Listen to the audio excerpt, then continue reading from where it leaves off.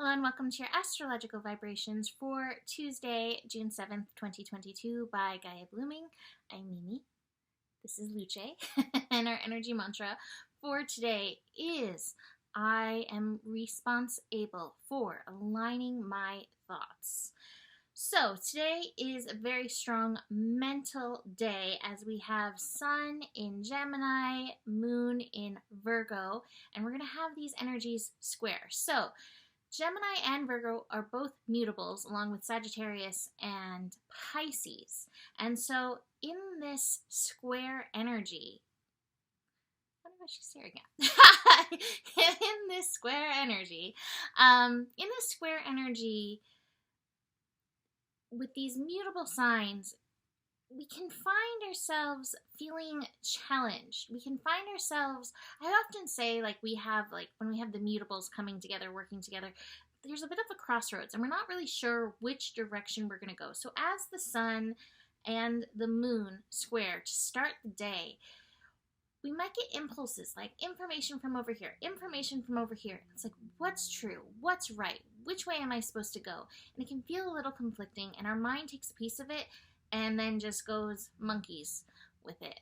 And it could go in the right direction, or like Jay just said, nope, could go down the wrong direction, especially with the moon in Virgo. Moon in Virgo can ignite inner critic energy. Gemini's like in the moment, and then here comes Virgo, kind of like ready to poo-poo on the things that are coming up. Be aware that's how we're starting today, but you get to decide which direction you go with your mind. I'm going to actually take this opportunity to show you the cards because I think the cards are so appropriate for today. Top of the cards is trust. We had that, I think, in yesterday's as well. So learning to trust in the divine, and that comes in a little later as the moon and Neptune connect. The next card is awareness. So this is about moving forward, trusting in the way you are moving forward. And then what do we have? We got a thunderbolt. We've got some Virgo practicality, reality, inner critic, poo-pooing that energy. And the possibilities and our higher guidance go out the window when the poop comes in. When the poo-poo comes in, right? I didn't think that we were going to go down this path of bathroom humor, but apparently we are. So keep your awareness around that. While the practical has benefit, has support, has necessary pieces for us, a lot of times what it's missing out on is higher guidance, which again, Neptune comes in later, and possibilities. There's more than one possibility of how things are meant to turn out. And we are called to hold space for miracles, to hold space for the divine, hold space for the unknown, recognizing that we as humans do not have it all under control, nor are we meant to, despite how hard Virgo may try at that. So that's kind of how the day's kicking off. Excuse her. Such a good support right there. At the same time, we're going to also have the moon and Uranus in connection, and Uranus can be very triggering. Uranus and Taurus, which can bring up worth stuff. It can bring up triggers around this. It can bring up money stuff, and I know that's on so many people's minds right now.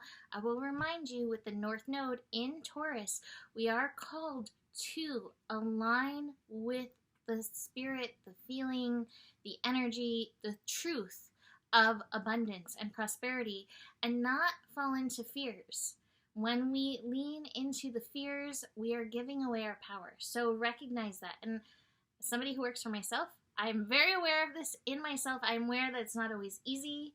And yet this is the work that we're all moving through at this time.